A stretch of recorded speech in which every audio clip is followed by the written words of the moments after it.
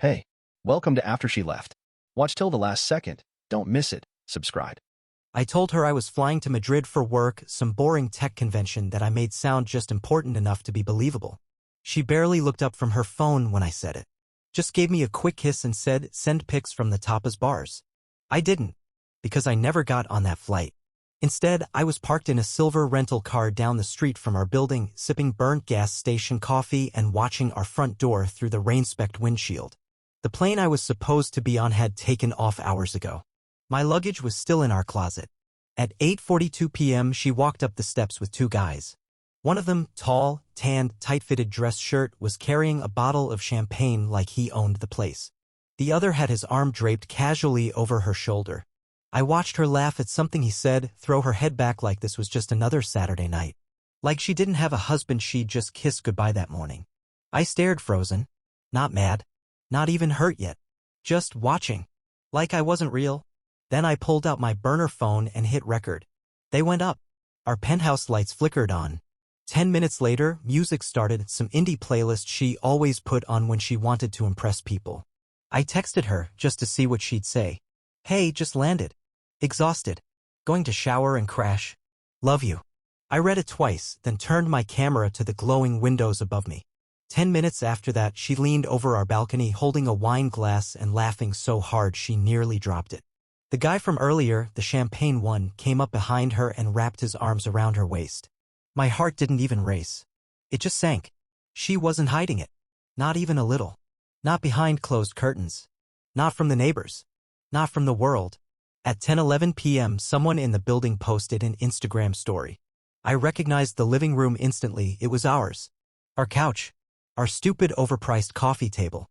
Our city view. Except now there were at least 20 people in it. Laughing. Drinking. And there she was, right in the center of it all, kissing the cheek of that same guy with a drink in her hand and nothing close to guilt in her eyes. I zoomed in. Paused the clip. The guy she was all over?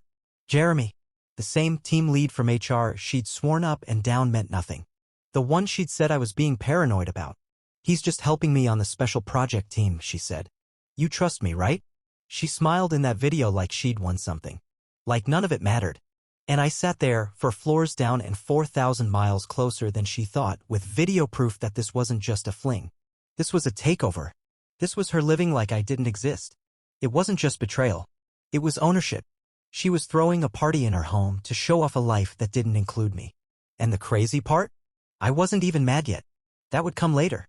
Right then I just hit record again. Because this time I wasn't catching her for myself. I was catching her for the whole damn world. Because if she wanted to rewrite the story of us without me, she should have made sure the author wasn't still in town. 2 months before the party, I started noticing little things. Nothing huge. Just small shifts. Changes you don't catch if you're not looking close, and back then, I wasn't. Not really. I was busy with work. Deadlines. Launches. All the things that made it easy to ignore gut feelings. The late nights came first. I'm on a special project team now, she said one night as she kicked off her heels and grabbed a glass of water. We're trying to build a new workflow from scratch. It's crazy. She talked fast, breathless. Like she was trying to convince herself, not just me. I believed her. Why wouldn't I? She was always ambitious. That's part of what I loved about her. She worked hard. She stayed late. She wanted more. But then she started calling the penthouse her space. It slipped out when her friends were over. I heard it from the kitchen one Saturday. Yeah, my place is on the top floor. View's insane. My place. Not our. Not me and my husband's. Just hers. I didn't say anything that night. Just stood there, listening, holding a bowl of chips like a damn extra in my own life. She smiled when she caught me watching like nothing was off. Like that was normal. You okay? She asked. Yeah, I said, just tired. And then came the Spain trip. She brought it up like it was her idea. You've been working so hard, she said one night. That tech convention in Madrid, you should go. I don't know, I said, it's a lot of time away. You need a break, she cut in. Seriously, babe. It's perfect. I'll handle everything here. She said it like a gift. Like she was being supportive. Looking back, I think she was just clearing the runway. A week later, she insisted on handling the lease renewal. I've got better credit, she said. Let me just go meet with the agent. We'll co-sign after. Less paperwork that way. I should have seen it. Should have asked questions. But she was always the organized one. Figured, why not? If she wanted to take the lead, let her. I never saw any documents. Not one. Then came the friend slip-up. Her best friend Tasha came over one night, drunk, chatty, full of opinions. We were halfway through dinner when she blurted it out. It's just crazy how fast she's moving with Jeremy. The fork stopped halfway to my mouth. I looked up. Who? Tasha's face went pale. She blinked. No one. Just someone from work. I meant like in general. You know how office rumors are. People talk. She smiled too wide, drank her wine too fast. That night, I laid in bed next to my wife and stared at the ceiling while she scrolled through Instagram, laughing at something I couldn't see. I wanted to ask. I almost did. But then she rolled over and kissed my shoulder, said, "You trust me, right?" And I heard myself say, "Of course." The words came out before I could stop them. But the seed was already planted. And every little thing after that watered it. A missed call. A text that didn't add up. The time she said she was at a meeting, but her car was still in the garage. Small stuff. Stuff you can explain away if you want to. But I didn't want to anymore. Because it wasn't just the late nights or the friend's slip or the apartment she suddenly claimed as hers. It was the look in her eyes when she thought I wasn't watching. That weightless kind of happiness you only get when you think you're finally free. She thought I wouldn't question anything. She thought I trusted her too much to check. She thought she was smarter than me. But every little crack just made me look a little closer. And what I started to see, it wasn't just shady. It was a setup. I waited until she left for work before I got started. It was a Tuesday. She kissed me on the cheek, said something about a client meeting, and walked out wearing that navy blouse I used to love. I watched her from the window, saw her get in her car, drive off, gone. Then I pulled out the suitcase I had never packed. I opened my laptop and found the old airport photos from a trip I took 2 years ago. Different city, different job, different me. But the shots were clean, terminals, planes, the classic blurry wing photo from the window seat.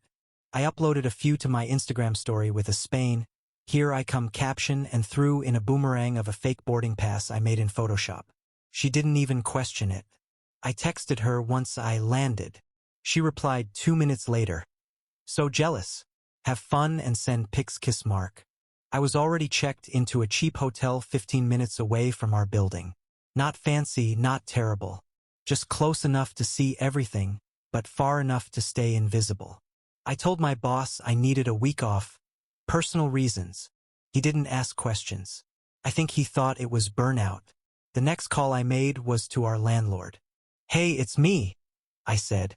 "Quick question, who's actually on the lease now? I know my wife said she'd handle the renewal." "Oh man," he said. "You are. It's just you." She never followed up. I emailed her twice. My chest went cold. "She told me you two were separating," he added after a pause. "Said she was going to take over the lease once the paperwork cleared." "She said what?" "Sorry, man. I figured you knew." I didn't say much after that. Just thanked him and hung up. But before I did, I asked for a favor. "Could you meet me at the Penthouse Saturday night?" I said. "I want to surprise her." There was a beat of silence. Then he said, "You gonna be cool?" "Not starting anything. I won't lay a hand on her," I said. "Promise." He agreed. I bought a new phone that same day, cash-only burner model. I used it to log every message, every call, every time she claimed to be working late while GPS showed her parked blocks from our building. I backed up her texts, saved photos, took videos from my car at night as she walked in with Jeremy. I watched them come and go like it was normal, like I was a ghost, like she had never promised me anything. One night, Jeremy showed up carrying a garment bag, a suit. He didn't leave till morning. Another night, she brought out our wine glasses, the expensive set we got as a wedding gift, and poured him a drink while she danced barefoot in the living room.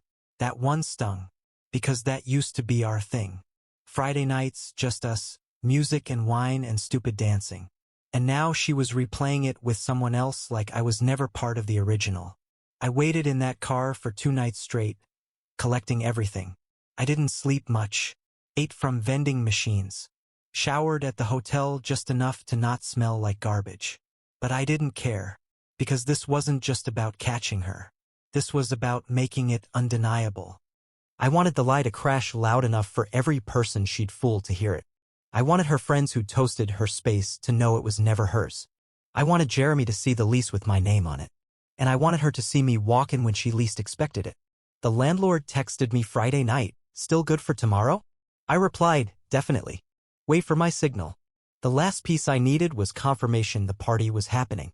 I found it on her friend's Instagram, a boomerang of champagne being unloaded with the caption "Penthouse Energy Woman Dancing." That was it.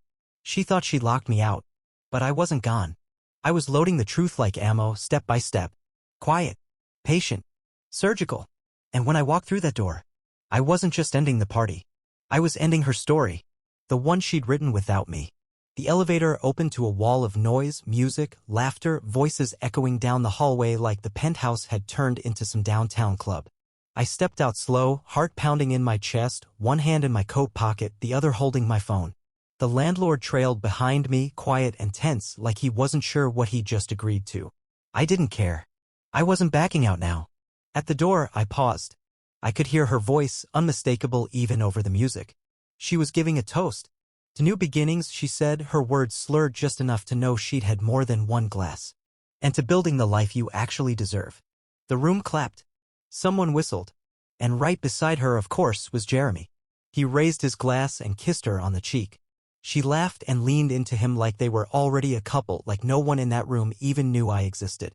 I opened the door. It wasn't locked.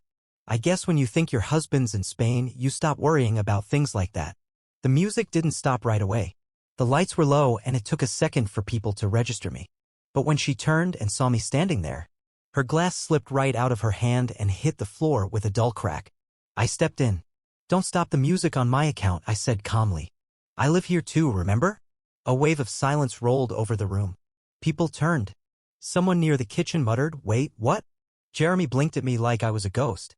He didn't say a word, just started inching back toward the hallway. I took another step forward. "So, what's the occasion?" I asked, looking around. "Housewarming? Celebration? Funeral for my marriage." My wife, well, ex-wife in about 2 weeks, didn't move. She looked like she was trying to reboot her brain in real time. Then the landlord stepped in. He walked up beside me and turned to her, stone-faced. "You ready to sign the lease over to your husband now?" he said, loud enough for half the room to hear. She opened her mouth, but nothing came out. That's when the whispers started. "Wait, she doesn't own this place? I thought this was her apartment. I thought she lived alone. She told me her ex moved out last year." The dominoes started falling. Jeremy finally spoke. "You said he was in Madrid." I raised an eyebrow. "Funny, that's exactly what she told me about you." He looked at her. "You said the lease was yours. You said you were handling everything." She didn't answer. Her eyes were darting around the room like she was searching for a fire exit. "Oh, and by the way," I added, pulling out my phone. "Recognize this?" I hit play on the screen, the video from 2 nights ago. Her on the balcony, his arms around her waist. Music, laughter, her voice clear as day. I held it up for her friends to see. More murmurs. Some gasps. One of the women near the couch said, "Is that from this week? Is that Jeremy?" Oh my God. Jeremy turned pale. "This isn't what it looks like." Someone from across the room, a guy in a blazer holding a drink, spoke up. "Aren't you the guy from Philly? Don't you have a fiancé?" That was it. The air got sucked out of the room. Jeremy backed away like someone had just shot at his feet. "She doesn't know anything about this," he stammered. "I didn't know this wasn't serious." I laughed. "Oh, it's serious now." Jeremy grabbed his coat and all but sprinted toward the elevator. My wife followed him a few steps, but he didn't even look back. Just vanished down the hallway like a man running from a crime scene. The landlord cleared his throat. "I'll be in touch about the lease." Then he turned and left. I stood there, in the center of the room, surrounded by people who'd just watched a woman implode her own life in real time. She looked at me then, finally. "Why did you come back?" she whispered, barely able to hold my gaze. I shrugged. "Because you invited everyone else to see your new life. I figured I should see it too. I left the music playing. Let them sit in it. The silence. The shattered glass. The truth. She wanted a party to show off her fresh start. So I gave her an ending no one would forget. She packed a suitcase that night. Didn't say a word. Didn't even look at me. Just walked from room to room like a ghost, grabbing clothes, makeup, her laptop, and a few picture frames I didn't bother asking about. It was almost funny how careful she was, like tiptoeing through the rubble of a house she set on fire. I sat on the couch the whole time, the same one she used to pretend was too masculine for her taste. I didn't speak either. There was nothing left to say. At one point she stopped in the hallway, suitcase half-zipped, and said, "Please don't make this worse than it already is." I blinked. Worse for who? She flinched like I slapped her, but I didn't raise my voice. Didn't even move. She left 10 minutes later. Didn't slam the door. Didn't cry. Just disappeared. The next morning, I woke up to a wall of texts. Her, "I'm so sorry." Her, "It wasn't like that. It never got serious." Her, "Please don't do anything that would hurt my job. Please." Then a voice memo. Her whispering like she was in someone else's guest room. "It was just flirting. That's all. I messed up. Please don't ruin everything." I didn't answer. A few hours later, I got a Facebook message from a woman I didn't recognize. "Hi, I'm Jeremy's fiancé." Or I was. "I think we need to talk." We did. For almost an hour. She'd already seen the Instagram video. She'd seen the texts I leaked to a mutual friend. But she hadn't known the whole truth. Like the fact that Jeremy had a toothbrush in my apartment for over a week. Or that he told people I was out of the picture. "I thought she was just a coworker," she said, her voice shaking near the end. "He told me she was helping him find apartments in the city. That she was married but bored." I didn't say much. Just listened. She thanked me for being honest. Said she was going to HR next. Said he wouldn't get away with this. I believed her. 2 days later, I filed for divorce. She didn't fight it. Didn't show up to argue. Didn't even ask for anything. Just signed the documents and sent them back with a short note. "You don't have to destroy me." But the thing was, I didn't have to. She did that all by herself. I heard from her parents the following week. They called, confused, voices full of panic. "Why is she staying with us? What happened?" I forwarded them a few screenshots. Didn't even bother with a warning. The next morning, her mom texted, "I'm sorry. We didn't know." Her dad didn't say anything. Typical. As for Jeremy, he got fired. Turns out, when your fiancé sends screenshots to your HR department, they don't just ask questions, they start cleaning house. Last I heard, he moved back to Philly and was crashing on a friend's couch. Couldn't happen to a nicer guy. She tried to call again a few days later. Left a voicemail that started with, "I just want to explain," and ended with sobbing. I deleted it. Whatever story she had left to tell, I wasn't part of it anymore. She didn't just lose the penthouse. She lost the version of herself she built. The career girl, the independent woman, the one with a new life, and a man who understood her better than her husband ever did. All of it, gone. All that was left was a suitcase and a silence I didn't plan on breaking.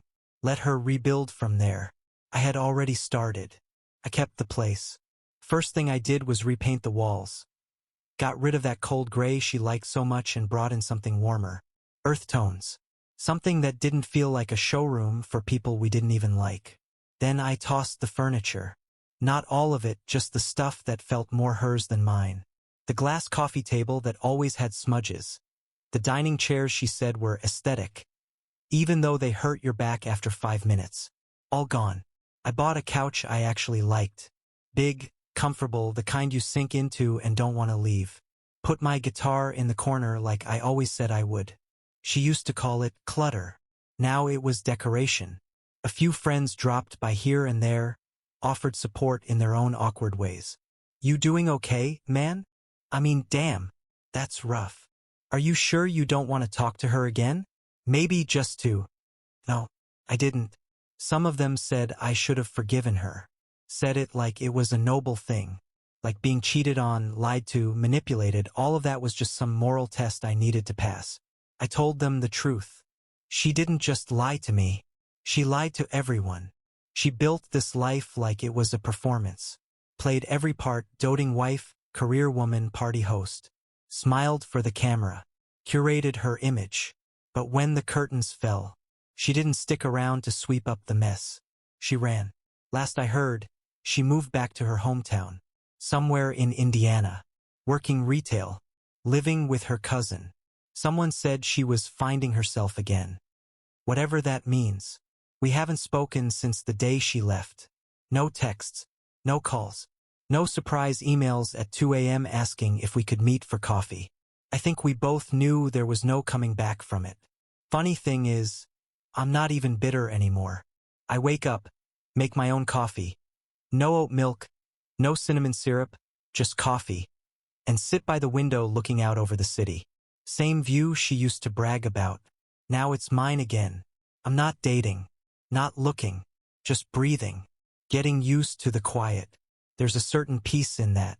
Every once in a while, someone brings her up. A mutual friend. A coworker who didn't know the full story. She still calls that place her old apartment. You know? That part always makes me laugh. Her old apartment. She still tells people that? Like none of it happened. Like I wasn't standing in the doorway with a phone full of proof while her whole life unraveled behind her champagne glass. Let her keep the fantasy. Let her pretend it ended on her terms. Because I know better. She thought she could erase me from the picture. Turns out I was the one holding the pen the whole time.